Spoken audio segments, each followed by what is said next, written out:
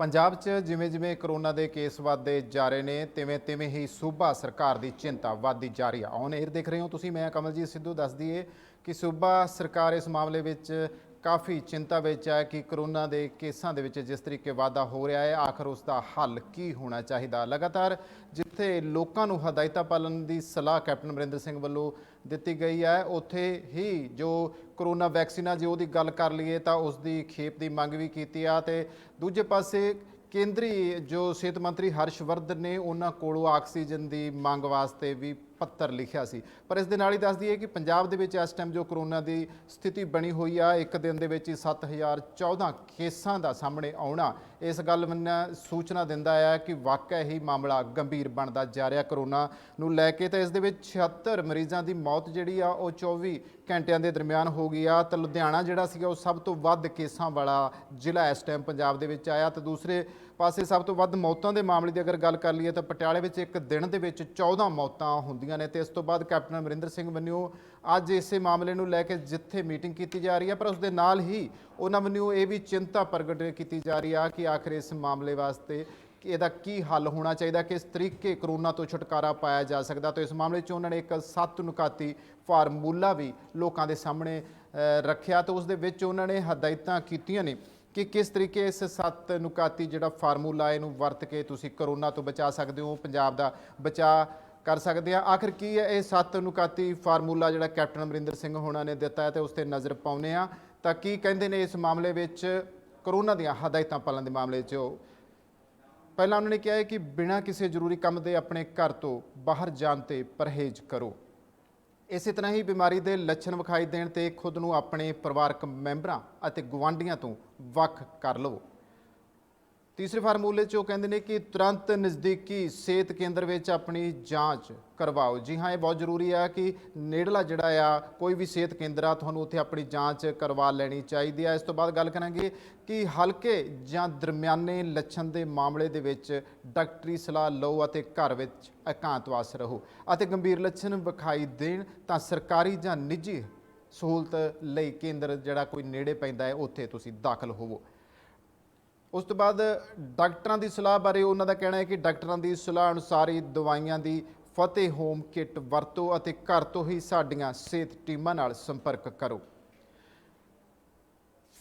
ਅਗਲੇ ਫਾਰਮੂਲੇ 'ਚ ਉਹਨਾਂ ਦਾ ਕਹਿਣਾ ਹੈ ਕਿ ਬਿਨਾਂ ਕਿਸੇ ਦੇਰੀ ਦੇ ਨਜ਼ਦੀਕੀ ਟੀਕਾਕਰਨ ਵਾਲੇ ਥਾਂ ਤੇ ਜਾ ਕੇ ਟੀਕਾ ਲਗਵਾਓ।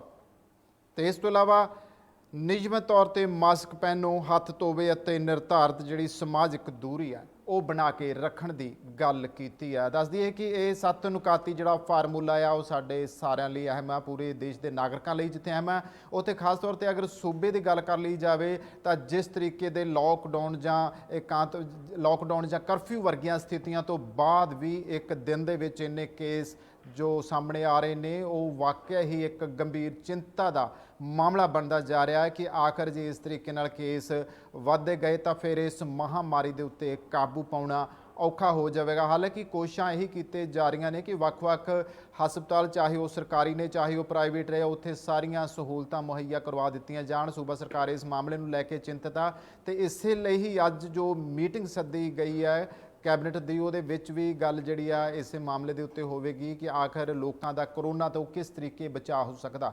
ਪਰ ਇੱਥੇ ਅਹਿਮ ਜੋ ਗੱਲ ਹੈ ਉਹ ਇਹੀ ਹੈ ਕਿ ਅਸੀਂ ਆਪ ਲੋਕ ਕਿੰਨੇ ਕੁ ਜਾਗਰੂਕ ਹਾਂ।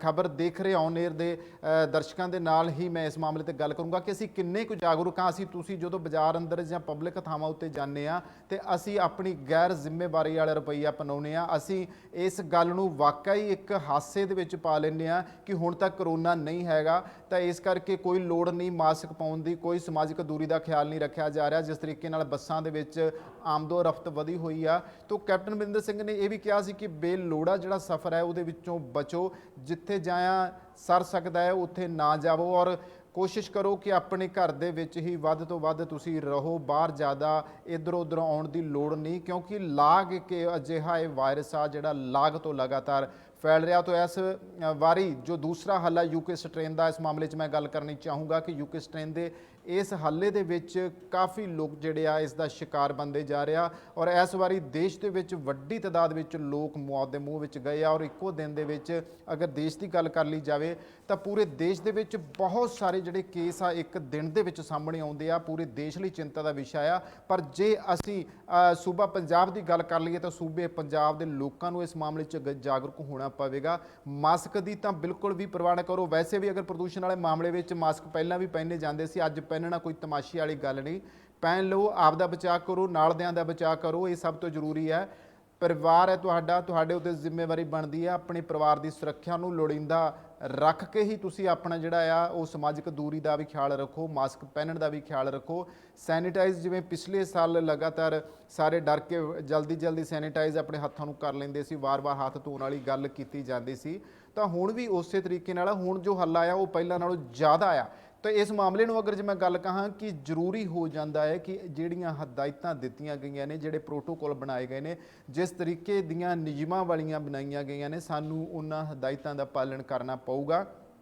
ਤਾਂ ਜਿਸ ਤਰੀਕੇ ਨਾਲ ਜਿਹੜੇ ਆ ਸਿਹਤ ਕੇਂਦਰ ਮੁਕਰਰ ਕੀਤੇ ਗਏ ਆ ਉਹਨਾਂ ਉੱਤੇ ਜਾ ਕੇ ਵੀ ਅਸੀਂ ਆਪਦੀ ਕੋਵਿਡ ਦੀ ਜਾਂਚ ਵੀ ਕਰਵਾ ਸਕਦੇ ਹਾਂ। ਉੱਥੇ ਜਾ ਕੇ ਜਿਹੜਾ ਟੀਕਾਕਰਨ ਸ਼ੁਰੂ ਕੀਤਾ ਜਾ ਰਿਹਾ ਉਹ ਟੀਕਾਕਰਨ ਦੇ ਵਿੱਚ ਜਾ ਕੇ ਤੁਸੀਂ ਟੀਕਾ ਵੀ ਲਵਾ ਸਕਦੇ ਹੋ। ਜੇ ਚਾਹੁੰਦੇ ਹੋ ਕਿ ਸੱਚਮੁੱਚ ਹੀ ਜਿਹੜਾ ਆ ਸਾਰੇ ਹੀ ਨਾਗਰਿਕ ਤੰਦਰੁਸਤ ਬਣਨ ਔਰ ਇਸ ਮਹਾਮਾਰੀ ਤੋਂ ਬਚਣ ਤਾਂ ਸਾਨੂੰ ਇਹਨਾਂ ਹਦਾਇਤਾਂ ਦਾ ਪਾਲਣਾ करना पवेगा। तो इस बारे कैप्टन अमरिंदर सिंह मुख मंत्री पंजाब का कहना है कि इस वक्त वड्डी चिंता का विषय है कि आखिर सूबे नूं किस तरीके नाल इस महामारी तो बचाया जाए।